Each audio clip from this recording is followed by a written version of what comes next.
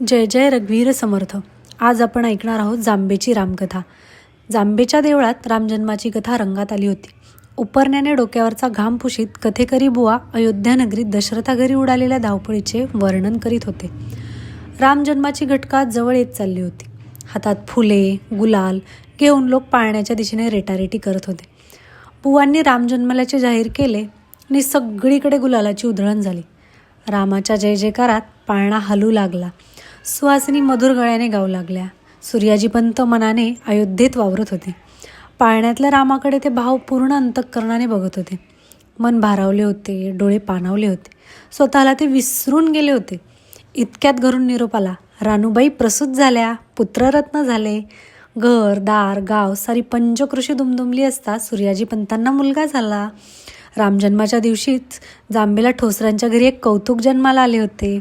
शके 1530 किलकनाम संवत्सरी चैत्र शुद्ध नवमी भर दुपारी 12 वाजता बरोबर रामजन्माच्या वेळेस जांबेस एक रामभक्त जन्माला आला. त्याच दिवशी जन्म घेऊन नारायणाने आपलेनी रामाचे नातं जन्मताच जाहीर केले. सूर्याजीपंत मोठे कडक. सूर्योदयापूर्वी स्नान संध्या पूजा 108 नमस्कार झालेच पाहिजे.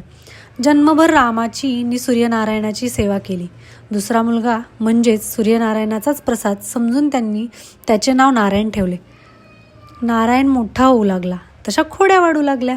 घटकाभर म्हणून घरात नसायचा. नित्य नव्या तक्रारी येऊ लागल्या. नारायणाच्या तक्रारीशिवाय जांबेचा सूर्य जणू मावळेनासाच झाला. झाडाची 5 पानं गळावीत तशी नियतीने 5 वर्ष उलटवली. नारायण 5 वर्षाचा झाला. सूर्याजीपंत ठोसराच्या घरी सनई वाजत होती.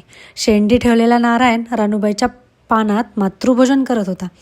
तुझ्या मांडीत बेटकुळी घालायची म्हणून मुलं त्याला चिडवत होती. सुवासिनींची धावपळ चालली होती. उष्टी खरकटी ह्या दिवस हा म्हणता सरला. रात्री रामाच्या देवळात भिक्षावळ जाऊन आली.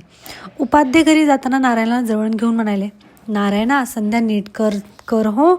नारायण हो करीन.